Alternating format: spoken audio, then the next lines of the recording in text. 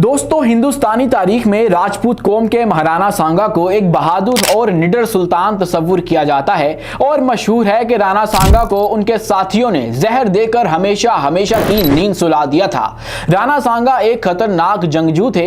राणा सांगा की एक आंख, एक बाजू और एक टांग नहीं थी और इनके जिस्म पर जख्मों के 80 निशान मौजूद थे।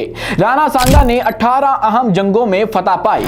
मौरखीन मुत्तफिक हैं कि राणा सांगा ने 30 जनवरी 1528 को दम तोड़ा और बाज इस हुक्मरान की वफात का महीना मई बताते हैं। लेकिन राजपूत उमरा ने अपने महाराजा पर यह जुल्म क्यों किया?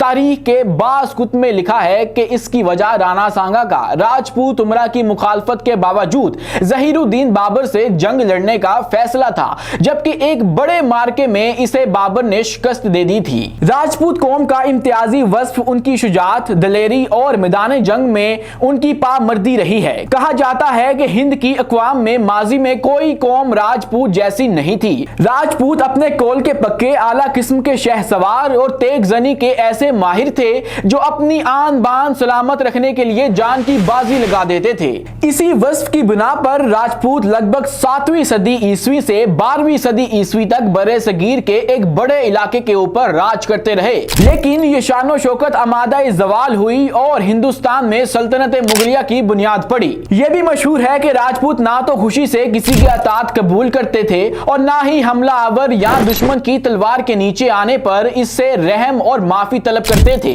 राजपूतों के बारे में कहा जाता था कि जब वो अपनी जंग में शिकस्त देखते तो अपनी औरतों और बच्चों को खुद मौत का जाम पिलाकर गनीम के मुकाबले में जान दे देते थे। मौरखीन ने लिखा है कि राजपूत अपनी बात पर कायम रहने वाले और हर हाल में अपना वादा निभाने के लिए मशहूर थे। इस कौम का राणा सिंगराम सिंह अलमारूफ राणा सांगा मशहूर और तारीखी हैसियत के हामिल चित्तौड़ के हुक्मरान खानदान का था, जिसके बारे में मौरखीन के अलावा हिंदुस्तान में मुगल सल्तनत के बानी जहीरुद्दीन बाबर ने भी लिखा है कि तलवार और नेजों के कई गहरे घाव ऐसे थे जिनके निशान राणा सांगा के जिस्म पर देखे जा सकते थे।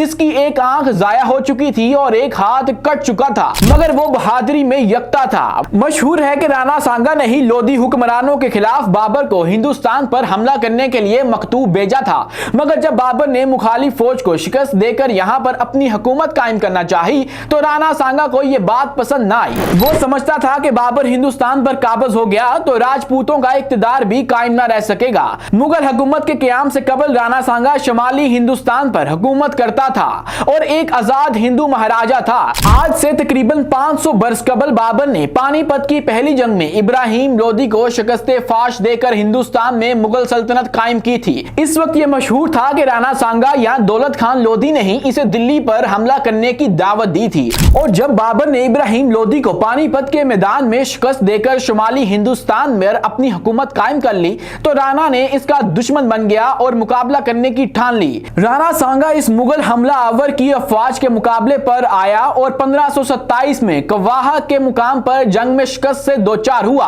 राणा सांगा मैदान जंग से जिंदा लौट गया और दोबारा बाबर से मुकाबला करने का मंसूबा बना रहा था, जिसके लिए राजपूत सरदार राजी ना थे और वो एक बड़ी शिकस्त के बाद मजीद तनाजे में नहीं पड़ना चाहते थे। मशहूर है कि बादशाह के रोसा ने राणा सांगा को जहर दे दिया था। बाबर और राणा सांगा की जंग से मुतल्लिक कई किस्से मशहूर हैं और कहते हैं कि बाबर के ही एक नजूमी ने इसको शिकस्त की पेशगोई की थी, जिसके बाद बाबर ने खुदा से फतह के लिए दुआ की और वादा किया कि वो शराब नोशी और दीगर बदअमालियां तर्क कर देगा। जिसके बाद उसने अपने सिपाहियों के सामने जज्बाती तकरीर के दौरान कसम उठवाई कि राणा सांगा की फौज का डटकर मुकाबला करेंगे और मौत को सामने देखकर मैदान नहीं छोड़ेंगे। राणा सांगा के लश्कर की तादाद बाबर के सिपाहियों से 4-5 गुना ज्यादा थी, लेकिन बाबर की जज्बाती तकरीर और कोलो करार काम कर गया और तादाद के इस गैर मामूली फर्क के बावजूद बाबर को फतह हासिल हुई और हिंदुस्तान में मुगल खानदान की बादशाहत का भी आगाज हो गया। तो दोस्तों, ये थी आज की हमारी एक छोटी सी इंफॉर्मेटिव वीडियो। मजीद इसी तरह की वीडियोस देखने के लिए हमारे पेज को लाइक, सब्सक्राइब और बेल आइकन को दबाना हरगिज मत भूलिएगा।